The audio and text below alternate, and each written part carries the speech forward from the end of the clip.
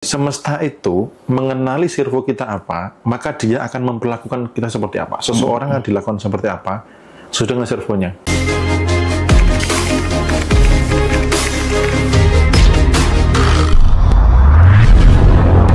Pada saat anak kurang baik juga, pada saat anak kurang baik juga merasa keberlimpahan ya. Anak kurang baik, maksudnya gimana? Mungkin sakit atau nakal atau gimana ya? Saya juga orang tahu. Oke, jadi ketika ada kondisi anak yang kurang baik, itu yang perlu dicek adalah apa pemicunya, apa emosi yang muncul, itu yang di-clearkan. Gitu. Nah, kebanyakan orang tua yang melihat anak yang tidak baik, itu yang disalahkan anaknya. Kayak beberapa yang ada yang japri ke saya, Om tolong terapi anak saya karena anak saya begini-begini. Yang perlu diberesin itu orang tuanya. Orang tuanya gitu ya? Iya. Karena pemicu anak misalkan nih, anak suka teriak-teriak, anak suka marah-marah. Dia dapat database itu dari mana? Iya. Dari orang tuanya Dari kan? orang tua ya. Entah orang tua yang melakukan seperti itu, entah orang tua membiarkan anak nonton itu.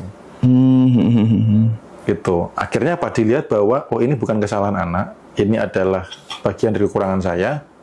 Lalu apa lihatnya? Saya bersyukur saya dititipi sebuah anugerah untuk dijaga, untuk dididik dan sebagainya. Oke. Akhirnya apa? Naikkan bro, kesyukur kan? Bener. Coba yang nggak punya anak, coba yang hidupnya sepi, coba yang sudah bertahun-tahun merindukan hadirnya itu. Wah ya benar. Jadi apapun peristiwanya, amati emosinya. Apapun peristiwanya, amati emosinya. Lalu emosi yang tidak memberdayakan, lepaskan.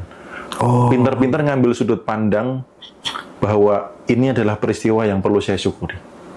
Gitu. Seperti itu ya.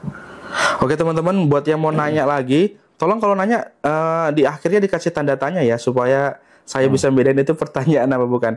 Ini Mas Bimo, sebelum kita lanjut ke pembahasan tema malam ini, satu pertanyaan lagi terakhir ya sebelum lanjut ya. Ini dari Suryaningsih. Ini cukup bagus pertanyaannya ini Mas Bimo. Seperti ini Mas Bimo, gimana ya cara menjaga perasaan bersyukur dengan sedangkan di rumah penuh mengeluh penuh mengeluh kemurungan, kemerungsung gitu. Nah gimana kalau pengen bersyukur tapi di rumahnya seperti itu? Gimana kira-kira Mas Bimo? Ya, jadi bersyukur itu sudah tidak terdampak oleh orang lain. Oh gitu ya. Bersyukur itu kalau terdampak oleh orang lain berarti masih tahapnya membandingkan. Gitu. Jadi misalkan nih di rumah itu pada suka ngeluh, misalkan anggota keluarga lain ya, pada ngeluh pada apa, itu kan orang lain. Yang penting kan saya. Yang penting minimal gini, saya bersyukur saya nggak ikut ngeluh sama mereka. Yes. Minimal begitu. Itu dia. Karena saya juga mengalami ketika saya paham tentang ini, apakah semua anggota keluarga langsung pada mudah bersyukur? Enggak, bro. Gitu. Iya ya. Enggak juga. Dimulai dari Mas Bimo dulu ya. Dimulai dari diri sendiri. Nah, makanya ketika belajar kesadaran, kegagalan orang pertama adalah ingin mengubah orang lain. Makanya gitu ada respon seperti itu. Karena apa? Gemes nih, kenapa sih orang masih pada suka ngeluh? Aku kan maunya bersyukur, kamu juga ikut bersyukur gitu. Nah, godaan orang belajar kesadaran itu ingin mengubah orang lain. Gitu ya, Pak. Contoh nih, aku saat ini ngobrol di sini. Itu tujuannya untuk mengasah, bro. Aku nggak ingin mengubah siapapun di sini, gitu. Nggak pengen mengubah siapapun. Makanya teman-teman belajar untuk terus meningkatkan kualitas diri. Artinya apa? Orang lain mengeluh nggak apa-apa, biarin aja. Yang penting saya tetap di kondisi syukur. Kalau ini terus dijaga dan itu memang teman-teman dipercaya, akhirnya ditunjuk olehnya untuk menjadi orang yang memang jadi jembatan untuk membuat orang ini menjadi bersyukur, ya akan dipakai. Gitu. Kalau yang saya lakukan biasanya ketika ada anggota terdekat yang ngeluh, saya tinggal dulu. Ditinggal. Gitu. Biasanya nggak saya respon. Atau misalkan saya respon pun nggak dengan mengiyakan, tapi saya tinggal. Terus tak bangun kayak gitu. Akhirnya sampai, ini anak nggak bisa diajak ngeluh. Gitu. Jadi misalkan di rumah gitu ya, misalkan dulu ya itu, misalkan bapak ngeluh deh, tak tinggal bro. Gitu. Karena apa? Saya nggak mau vibrasi itu makin meningkat, ngeluhnya itu getarannya makin meningkat. Gitu ya. Nah terus habis itu mulai ketika diri sudah kualitasnya bagus, nanti pelan-pelan, nanti akan natural kok gitu. Wah, sekarang kita bersyukur ya, rumah sudah lebih bagus, terus sudah nggak punya hutang dan sebagainya, itu yang akhirnya dijaga gitu. Dan itu memang perjalanan. Saya juga ngalamin kok di titik itu. Tuh, teman-teman. Pas belajar pengen bersyukur, tapi bahkan keluarga terdekat itu belum bisa. Iya. Masih ngomongin orang lain, masih rasanya ya. Masih gitu. Nggak apa-apa, itu bagian dari proses kok. Yang penting disadari, ya saya mau berproses tanpa terpengaruh oleh orang lain yang mengajak turun. Gitu. Karena itu memang proses itu ya butuh jam terbang, butuh praktek. Jadi ilmu kehidupan tuh nggak cukup cuma tahu tok. Jadi itu tadi ya, intinya kita fokus ke diri kita sendiri dulu. Betul. Nanti ketika orang ngelihat perubahan yang luar biasa pada diri kita, nanti juga orang itu ngikutin kita sendirinya ya. Jadi kita nggak terbebani gitu ya, Mas Bimo ya. Betul. Oke. Nah, ini Mas Bimo, saya tuh pernah ngeliat ya video Mas Bimo tentang servo kantong kosong. Itu kayaknya menarik banget nih. Itu seperti apa sih Mas servo kantong kosong itu? Ya, servo kantong kosong itu adalah kondisi di mana kantong kosong itu terjadi selama cukup lama, bisa bertahun-tahun. Kantong kosong itu berarti apa? Sebelum ada yang masuk, kosong dulu. Harusnya sebelum ada yang masuk, ini isinya masih ada. Gitu ya. Servo kantong kosong itu adalah kondisi bertahun-tahun, yang di kondisi yang lama, sebelum ada uang masuk, kantongnya mesti kosong dulu. Kosong dulu. Atau ketika masuk hanya sementara. Oh iya. Makanya kalau orang tua zaman dulu tuh paling mantangin tuh, kayak orang tua saya mantangin di dompet itu kosong tuh dipantangin, minimal harus ada penunggunya gitu kan. Ya warna merah. Itu ajarannya bagus gitu. Kayak contoh lubung padi nggak boleh kosong. Iya pernah itu zaman dulu gitu tuh mbah saya. Cara gitu. Mereka menjaga servo mekanisme. Gitu. Jadi servo mekanismenya semesta itu awalnya adalah dari servo kecil. Servo kecil itu servo diri. Servo diri itu adalah kebiasaan yang diulang-ulang. Nah, kebiasaan itu berawal dari apa? Tindakan yang dibiarkan terus-menerus atau kondisi. Gitu. Habis itu kondisi tindakan dipengaruhi oleh apa? Pola pikir. Pola pikir ya. Oke. Tindakan juga didasari oleh apa? Kesadaran, oleh vibrasi. Dan peristiwa juga bisa terjadi oleh apa? Prasangka. Prasangka ya. Jadi kalau mau ditelusur sumber pemicu awalnya itu adalah prasangka, ya, vibrasi, soal rasa, dan pikiran itu. Oh iya, seperti itu. Jadi kalau menurut Mas Bimo sendiri, apa yang menyebabkan servo kantong kosong itu apa sih penyebabnya? Ya, tadi kan ada pikiran, ada vibrasi, kemudian ada prasangka. Nah, di situ setiap orang bisa jadi penyebabnya beda-beda. Contoh misalkan dari pikiran.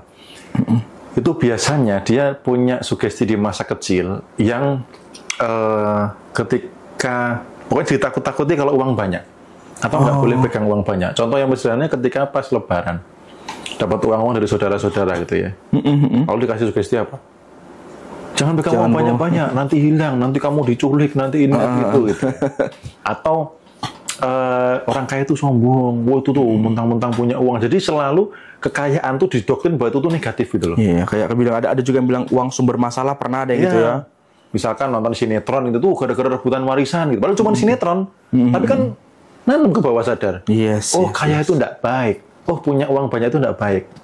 Nah, itu dari sisi prasangka. Nanti ada dari sisi fakta, dari sisi pikiran, ada dari sisi vibrasi gitu juga ada.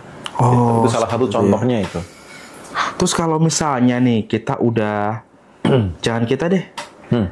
Kata-katanya ada kekuatannya. Misalnya ada orang ya yang udah kadang udah terlanjur kena memiliki servo kantong kosong. Solusinya bagaimana itu, Mas Bimo? Ya, jadi tergantung penyebabnya. Kalau penyebabnya adalah dari kondisi dompet kosong yang terus-terusan terjadi bertahun-tahun, latihnya tadi ada penunggunya. Disiplin untuk kasih penunggu di dompet. Bisa dimulai dari 50.000 misalkan. Tapi pertahankan, misal lagi kerja, pertahankan sampai tanggal gajian itu tetap ada. Ada di situ ya. Iya. Kalau bisa tembus 2 bulan, 3 bulan, tambah lagi nilainya. Gitu. Jadi gini, semesta itu mengenali servo kita apa, maka dia akan memperlakukan kita seperti apa. Seseorang akan dilakukan seperti apa sudah dengan servonya. Contoh orang perokok. Kalau servonya adalah perokok, mau nggak punya uang, mau apa, mau harga rokok naik atau apa, tetap dibuat untuk bisa ngerokok. Dan mungkin rokok itu datang entah dari mana aja kadang-kadang ya. Bisa jadi ada teman traktir, bisa Iya, jadi ada bener. yang lagi benerin apa atau minta dibantu apa dikasih upah rokok, bisa Ya, teman-teman tiba-tiba iya, ngasih, iya, iya. lu tak kasih rokok nih, aku lagi dapat bonus atau apa gitu. Itu contoh servo rokok. Contoh lagi servo yang baik, misalkan servo parkirnya gampang. Servo parkirnya gampang. Jadi ketika misalkan ke mall atau kemana itu, walaupun di weekend atau apa, selalu dapat yang strategis. Misal penuh, tiba-tiba ada yang keluar. Dapat gitu. Iya. Nah, itu servo Ada ya. setiap gitu. Begitu ganti driver, ganti orang yang nyetir, susah. Iya. Itu servo. Jadi semesta sudah mengenali bahwa kamu itu parkirnya harus gampang. Makanya servo mekanisme itu kondisi yang kita tuh seolah atau seseorang tuh seseolah sudah tidak berdaya. Kalau positif, oke. Gitu. Kalau positif, oke. Oh, servonya itu, misalkan contoh, servonya adalah makan enak misalkan. Mau kemana pun nyoba-nyoba tempat makan baru itu apa? Dapat yang enak ya. Oh iya. Karena sudah servo gitu. Seperti itu ya. Kayak gitu. Nah, servo itu ada yang positif dan negatif. Nah, kalau teman-teman mengalami atau seseorang mengalami kondisi yang tidak enak bertahun-tahun dan berusaha keluar dari itu nggak bisa, itu namanya servo mekanisme. Sedahsyat itu ya servo ya. Dan Karena unik, sudah dikenali semesta. Dan kamu ini unik-unik. tipenya yang gimana? ya unik-unik ya Mas Bimo ya. Kalau dari Mas Bimo sendiri pernah nggak sih yang paling aneh tentang servo ini tuh pernah nggak kenalan Mas Bimo punya servo yang aneh itu yang paling aneh menurut Mas Bimo servo apa Mas Bimo? Yang pernah Mas Bimo Kalau kenal? yang saya alami sendiri, servo kantong kosong, saya dulu ngalami. Jadi paling jajan tanggal 5 udah habis. Harus nyari pinjaman kemana. Walaupun sudah naik jabatan sama juga. Itu mesti terjadi kayak gitu terus. Tapi sekarang udah Dulu sekarang udah luar biasa ya. Tahu mengurai, membatalkannya. Itu benar-benar ya kondisi yang memprihatinkan ya. Sudah nambah bisnis, sudah berusaha nyari sampingan bahasa orangnya, tapi yo kok tetap kayak gitu terus itu.